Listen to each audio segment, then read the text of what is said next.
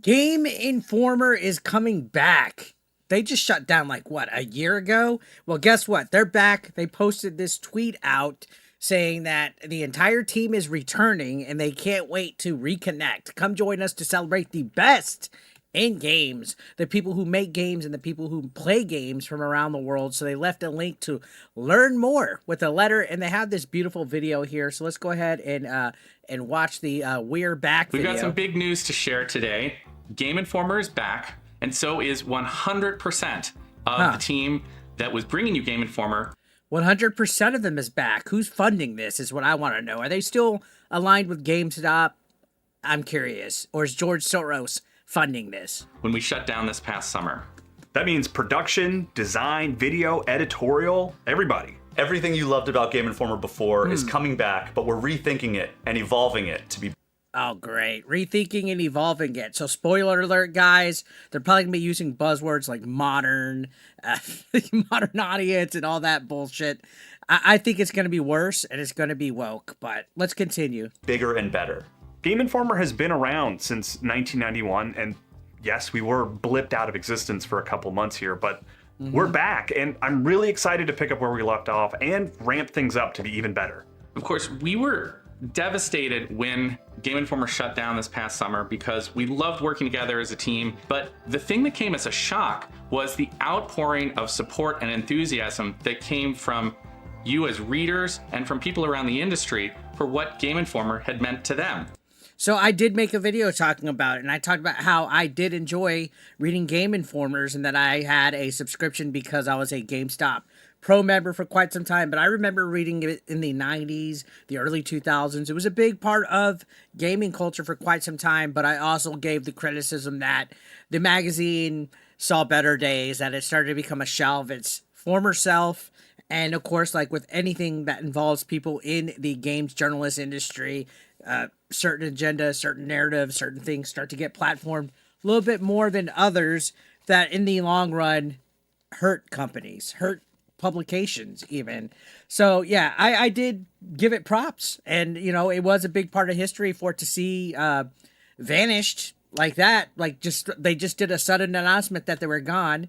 You know, same thing happened with Nintendo Power a few years back.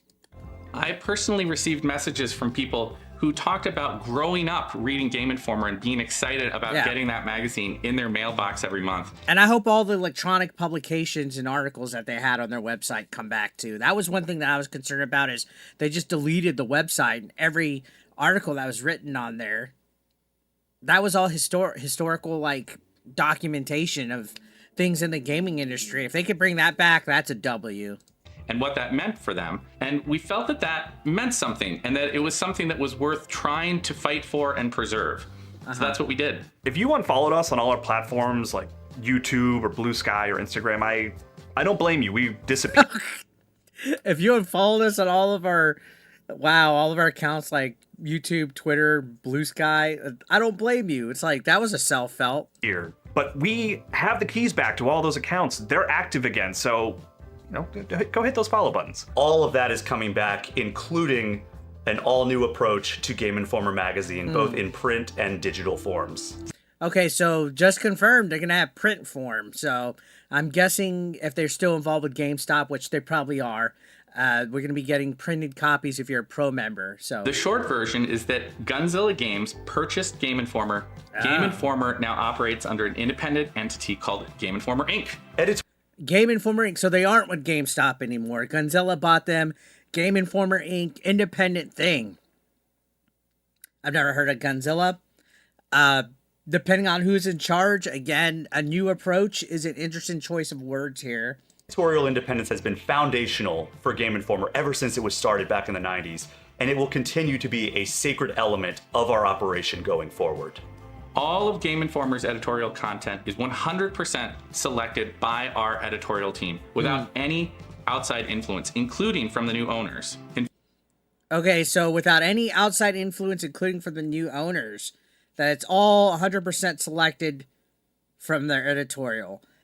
This could be a good thing or this could be a bad thing. Good thing is if it's not influenced by outside things like DEI and woke organizations, consulting companies, stuff like that, then this magazine could stand merit. But I'm going to push an X to doubt if they have employees that are woke in this company.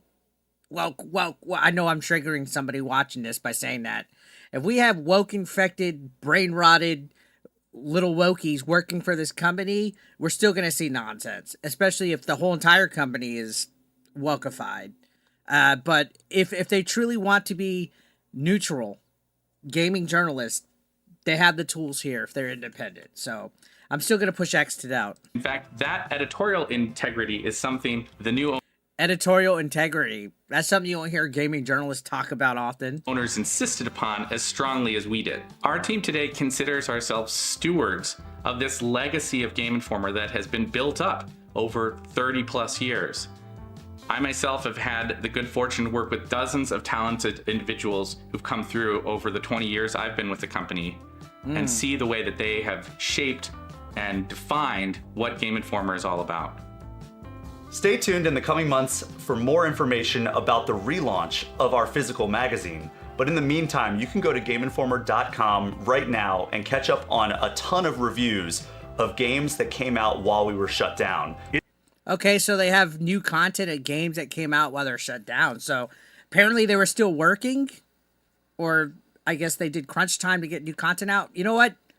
Good on them for that. At least there's content. It's belated, but you can find our 2024 Game of the Year awards on GameInformer.com right now. We didn't want this little gap in Game Informer history to mean that we didn't celebrate the year of 2024, and we also just really missed arguing with each other. We can't wait to bring Game Informer magazine back into your hands, hopefully bigger and better than it was before, and continue delivering some of the best coverage of games, the people who make games, and the people who play games from all around the world.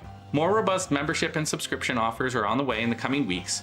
I'm very curious to see how much the basic subscription plan costs. I bet you the basic is digital only. I bet you there's like a premium tier where you get the printed copy. But if you'd like to support Game Informer right now, all right, so there's I